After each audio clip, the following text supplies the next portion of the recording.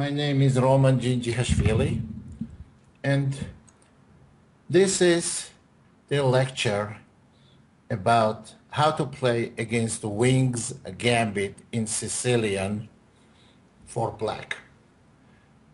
You know, a long time ago, people have been asking me for what are the openings that are best openings. There is no such a thing as a best opening.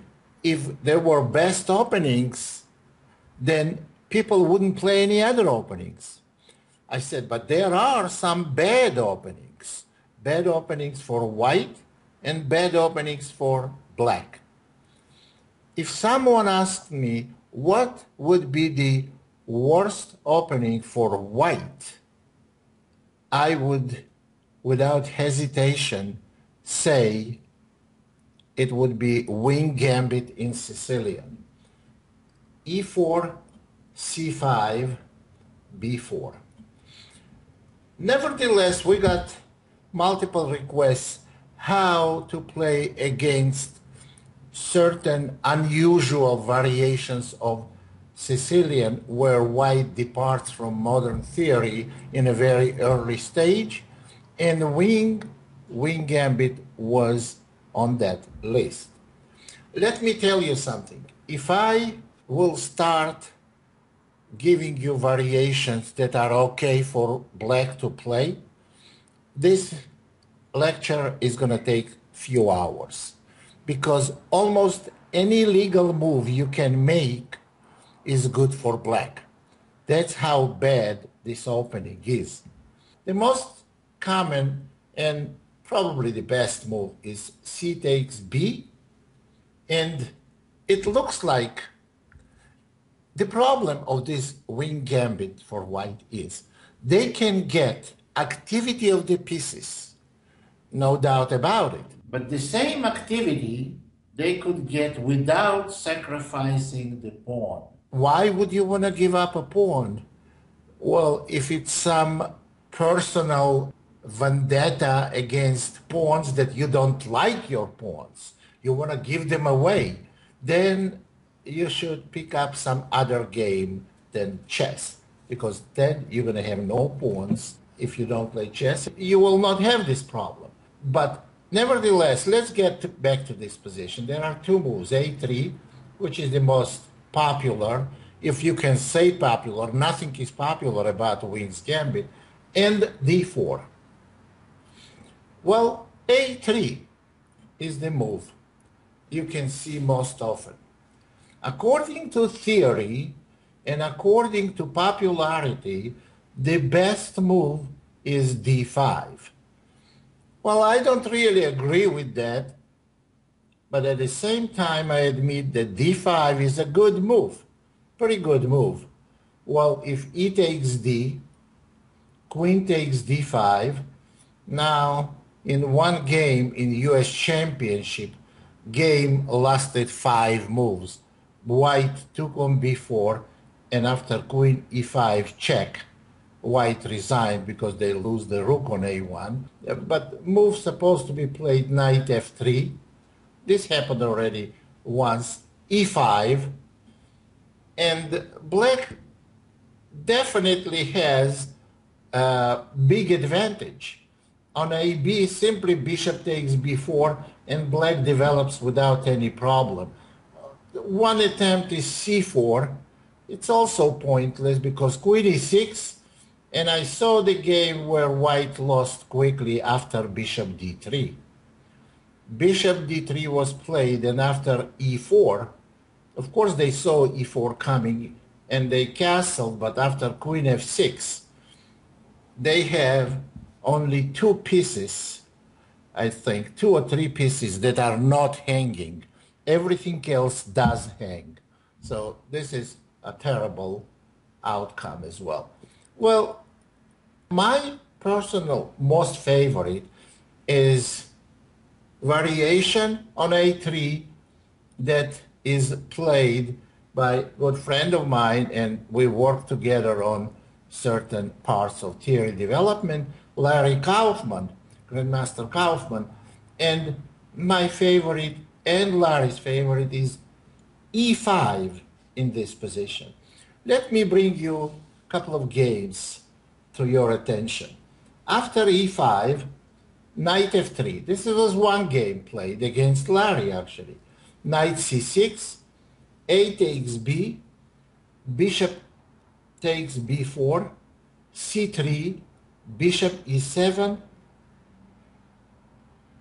bishop c4, knight f6, d4, and d6. Now, let's look at this position. This is position that you may get from some variety of Gioco Piano, or maybe even from Ruy Lopez, from Spanish. The only difference is there is pawns missing on queen side. White is down a pawn, and they can get similar position without sacrificing anything. So it's absolutely crazy and absolutely ridiculous to sacrifice pawn to get that. However, this was played by master with white. And what he did in this position, he played d takes c, knight takes c5, knight takes c5, d takes e, and Larry Kaufman was black after queen a4 check, bishop d7, queen b3.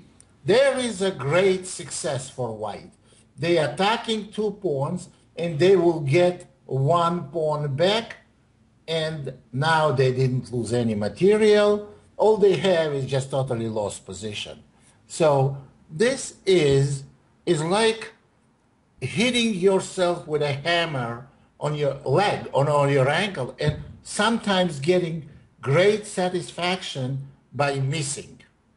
Now position is absolutely terrible, and after bishop c5 and bishop e3 was played, rook b8, queen a6, bishop e3.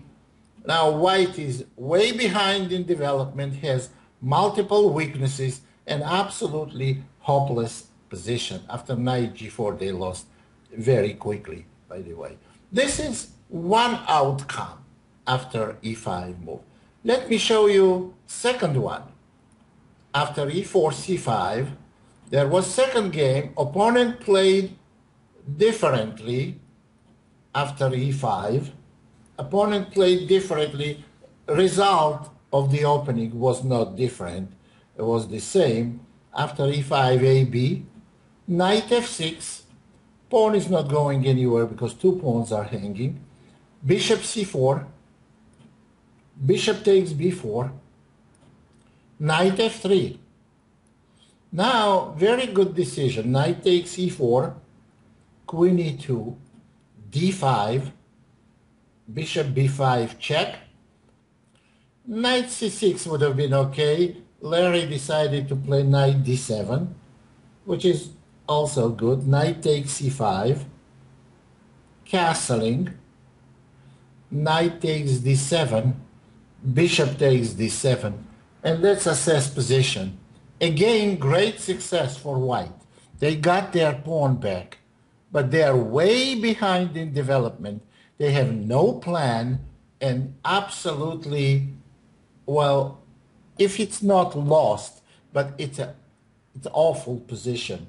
What happened in a game, bishop takes d7, knight, well, actually here, after this, it doesn't matter what happened. You can clearly see that after rook e8, there is no need to evaluate this position. And if this is the best that white can get, then white has serious problems with the wing gambit.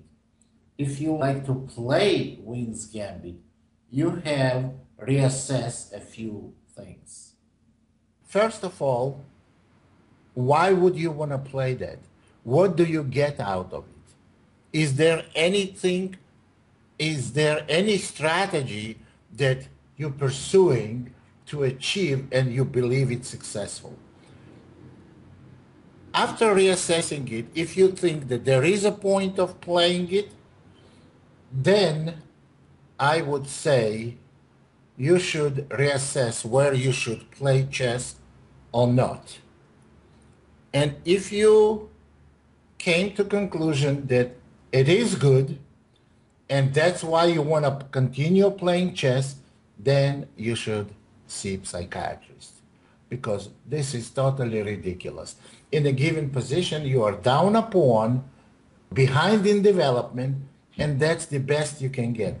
So I should tell you that this is by far the worst opening for white against Sicilian. I have to make one point here. After e4, c5,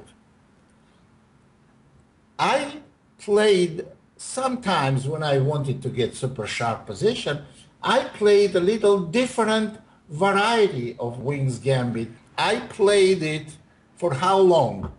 It was my weapon for at least like a week. That's how long. It didn't take me a week to realize it was bad. I realized it was bad before I started playing, but I just played for fun. Sometimes what people do, they go knight f3 on a second move, and after knight c6, they play Wing's Gambit now. Now it has little more ground, but still heavily unsound.